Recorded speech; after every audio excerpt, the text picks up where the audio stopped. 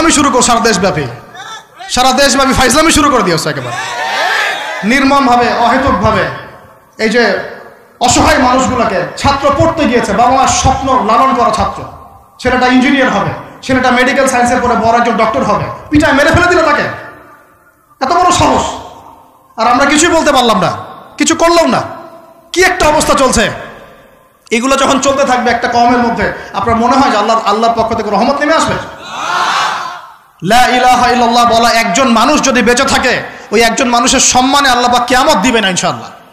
সে একজন মানুষকে এভাবে নির্মমভাবে পিটিয়ে মেরে ফেলো তোমরা। এখন মানুষকে পেটানো শুরু করেছো। নবী সাল্লাল্লাহু আলাইহি ওয়াসাল্লাম শেষ জামানার হাদিস সম্পর্কে বলেছিলেন যে আমি এক শ্রেণীর মানুষকে দেখি নাই যারা আসবে মানুষকে নির্মমভাবে মারবে। নবীজি বলেছিলেন শেষ জামানায় দুই শ্রেণীর মানুষ আসবে, আমি এদেরকে দেখি নাই। নবীজি দেখেন নাই মানে 1400 বছর আগে ওরা ছিল না। এক শ্রেণী হচ্ছে হাতের মধ্যে মানুষকে মারার কিছু অস্ত্র নিয়ে ঘুরে বেড়াবে, এরা মানুষকে নির্মমভাবে মানুষকে পিটাবে।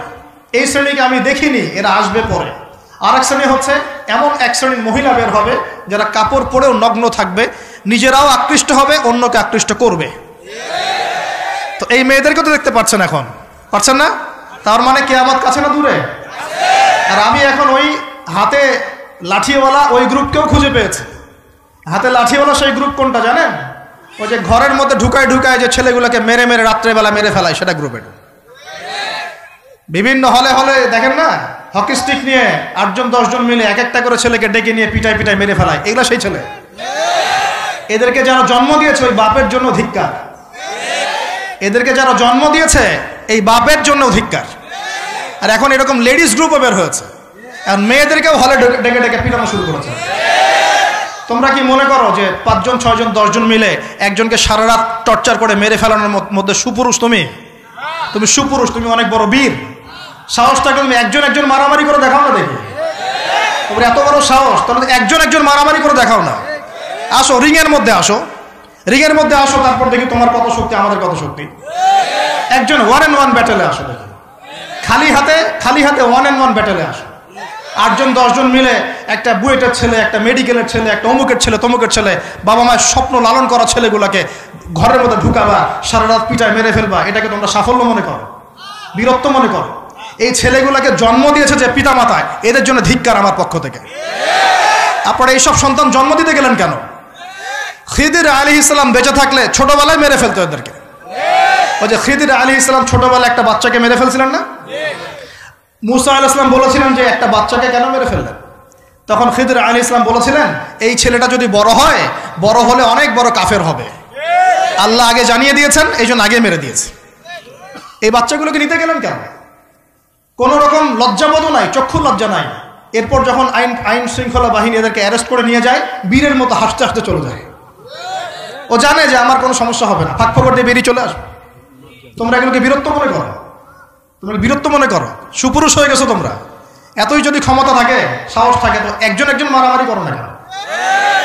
1-on-1 ব্যাটেল আসো, তারপর দেখো কে জিতে কে হারে। 10 জন মিলে একজনকে পিটাবা, মনে করছো খুব বড় বীর হয়ে গেছো। এখন 10টা মেয়ে মিলে একটা মেয়েকেও পিটাচ্ছে, সুবহানাল্লাহ। তা আবার ইসলামিক বিশ্ববিদ্যালয়ের মধ্যে।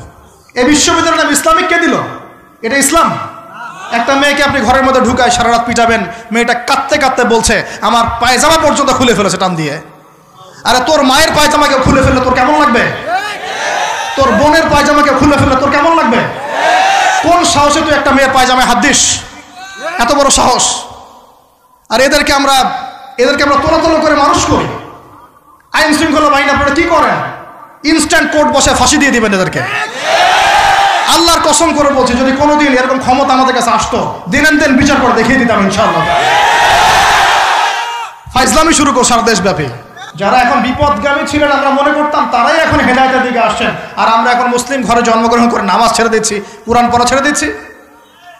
এটা কি ধরনের কথা? আমার পরিবারের মা বোনরা কিভাবে বেপরদায় বাইরে যায়? আমার পরিবারের কর্তা আমি কেমন করে আমার পরিবারের স্ত্রী সন্তান মেয়েরা বাইরে বেপরদায় যাবে? কিভাবে যাবে? আমি তো পরিবারের কর্তা, আমি পরিবারের স্বামী, আমার স্ত্রী কেমন করে বেপরদায় বাইরে যাবে? আমার ছেলে কেন নামাজ পড়বে না?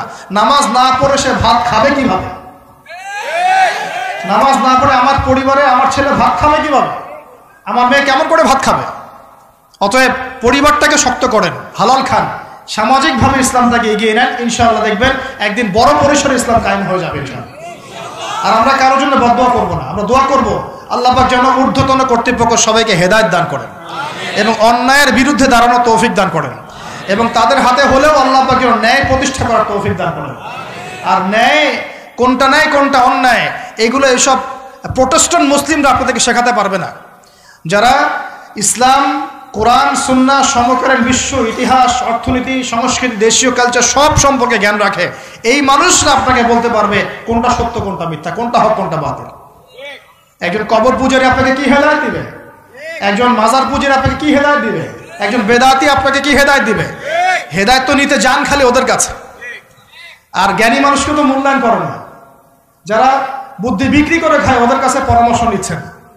আর কিছু বিষয় বলতে বলতে মুখের ফেনা উঠিয়ে দিলাম, তারপরেও কোনোদিনও বললেন না যে হ্যাঁ কথাটা গ্রহণ করা যায়। কি আশ্চর্য! যখন একটা সমাজের মধ্যে এই পাপগুলো ছড়িয়ে পড়বে তখন আল্লাহ পাকের গজব আসবে, এটা আসবেই। কিভাবে প্রতিরোধ করার কোনো সুযোগই নাই, আপনাকে প্রতিকারও করার কোনো সুযোগ নাই। তওবা করে আল্লাহর কাছে ফিরে আসতে হবে, এটাই সলিউশন। এই যে আমরা শহরের কথাই বলছিলাম, আমাদের সমাজের অন্যতম বড় একটা কিয়ামতের আলামত হচ্ছে উঁচু উঁচু বিল্ডিং নির্মাণের প্রতিযোগিতা। নবীজি জীবনের শেষের দিকে যে হাদিসগুলো বলেছেন, শেষের দিকে, তার মধ্যে কিয়ামতের বড় দুইটা আলামত বলেছেন। তার মধ্যে একটা হচ্ছে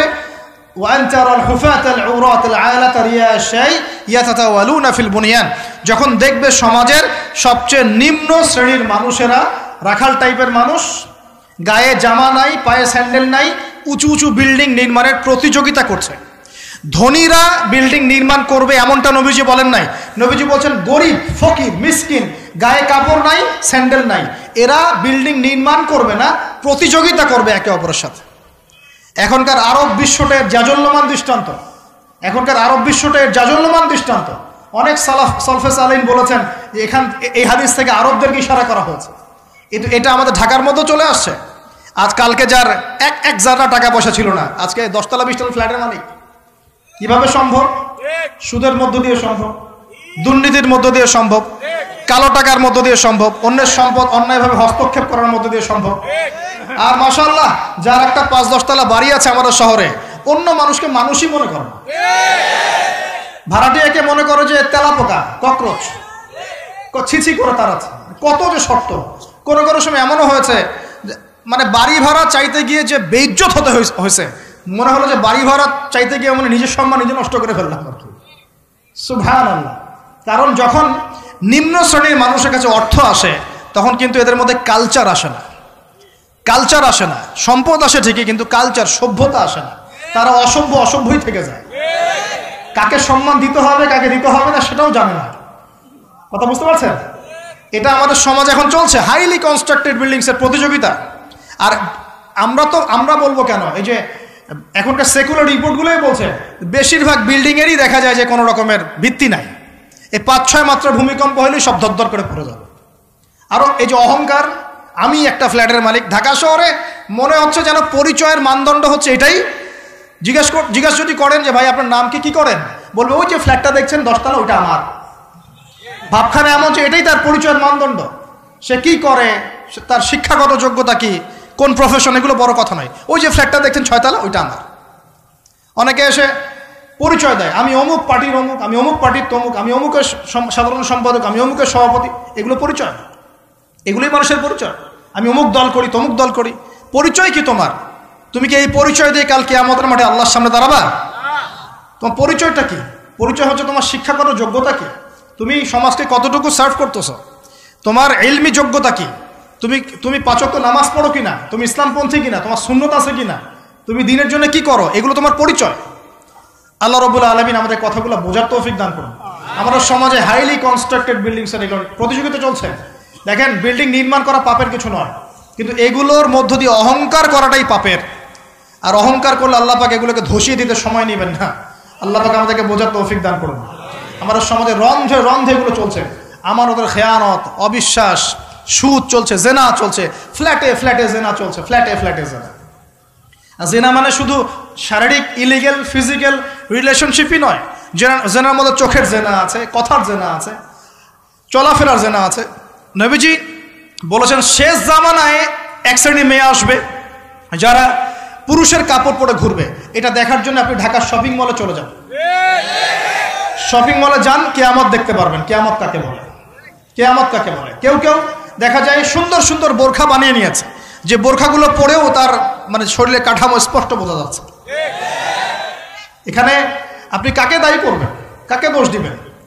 অবৈধ সম্পর্ক, অবৈধ সম্পর্ক ঢাকা শহরে রন্ধ্রে রন্ধ্রে ঢুকে গেছে। অবৈধ সম্পর্ক, টিনেজ 8-10 বছর, ক্লাস 8-এ পড়ে, ক্লাস 9-9-এ পড়ে, 10-এ পড়ে, এদের মধ্যে ইলিগাল সম্পর্ক চলছে। ইউনিভার্সিটিতে পড়ে, স্কুল কলেজ পাশ করে বিশ্ববিদ্যালয়ে গিয়েছে, ব্যাস ও মনে হয় যে একেবারে পাখা ওর গজায় গেছে, যা ইচ্ছা তাই করতে পারে। মেয়েকে দিয়েছেন একটা স্মার্টফোন, ব্যাস নষ্ট হয়ে গেছে। ছেলেকে দিয়েছেন একটা বাইক, ও দেখ মাদকের আসরে বসে আছে। কি একটা অবস্থা! এই যুব সমাজ কি আগামী দিনে ইসলামের পতাকা বহন করবে? এই যুব সমাজকে দিয়ে ইসলামের বিজয় লাভ হবে? নাকি আমাদের একটা ঈমান দীপ্ত যুব সমাজ দরকার? কোনটা? আল্লাহ পাক আমাদের সবাইকে আল্লাহর পক্ষ থেকে ঈমান দান করুন। আর আমি আর লম্বা করতে থাকলে সারা রাত যাবে গা। আমি আপনাকে গুছায় নিয়ে এসে শেষ করে দিচ্ছি যে এর পাশাপাশি কোন কোন পাপ ছিল, যে পাপগুলোর কারণে আল্লাহ পাক এই গজবগুলো দিয়েছিলেন, এবং এই ঢাকা শহর সহ এই বড় বড় শহরগুলা এই পাপের মধ্যে আছে কি না আপনি নিজেই যাচাই করবেন। যাচাই কে করবে? আপনি যাচাই করবেন, আমি যাচাই করব না। 1 নম্বর শিরকের পাপ, আছে না নাই? কুফরির পাপ 2, আছে না নাই? আমানত উঠে যাওয়া, আছে না নাই? আমানত উঠে যায় নাই? কোন জায়গায় আমানত আছে? কেউ বলছে যে আমি জনগণের কল্যাণে নিজেকে নিয়োজিত করেছি, উপর থেকে হাতি আসলে ও খাইতে খাইতে খাইতে মাছি বানায় দেয়, দেয় না? এগুলো একটা বাজেট আসছে 1 কোটি টাকার, দেখবেন আস্তে আস্তে আস্তে 10 লাখ টাকায় নেমে আসছে, শেষ না? এ খাবে 10, ও খাবে 5, এ খাবে 5 করতে করতে করতে জনগণ খাবে 10। তা আমানত উঠে যায় নাই সমাজ থেকে? 3 নম্বর আমানত উঠে যাবে। 4 বিশ্বাস উঠে যাবে। বিশ্বাস উঠে গেছে না? বাবাও ছেলেকে বিশ্বাস করতে পারে না, এখন স্বামী স্ত্রীকে বিশ্বাস করতে পারে। মনে রাখবেন, একটা সমাজে যদি বিশ্বাস না থাকে একের প্রতি অন্যের, এই সমাজের মধ্যে কখনো শান্তি আসবে না। আসবে? আসবে না। আপনি পরিবারেই শান্তি পাবেন না, সমাজ তো দূরের কথা। এবার আসেন 5 নম্বর হচ্ছে মাপে কম দেওয়া। মাপে কি ভাই? এই মাপে কম দেওয়াটা আমাদের সমাজে পাপের মধ্যে নাই? ব্যবসায়ী যারা আছেন সতর্ক হয়ে যান। আপনি যদি মাপে কম দেন, এই পুরো রিজিক আপনার জন্য হারাম হয়ে যাবে। আল্লাহ পাক বলেছেন এই মাপে কম দেয়া হারাম রিজিক খেয়ে ইবাদত করলে ইবাদত কবুল হবে না। পৃথিবীতে সর্বপ্রথম কওমে মাদিয়ানকে ভূমিকম্প দিয়ে ধ্বংস করে দেওয়া হয়েছিল। তাদের প্রধান অপরাধ ছিল মাপে কম দেওয়া, যেটা আমাদের মধ্যে ছড়িয়ে পড়েছে। মাপে কম দিচ্ছি আমরা।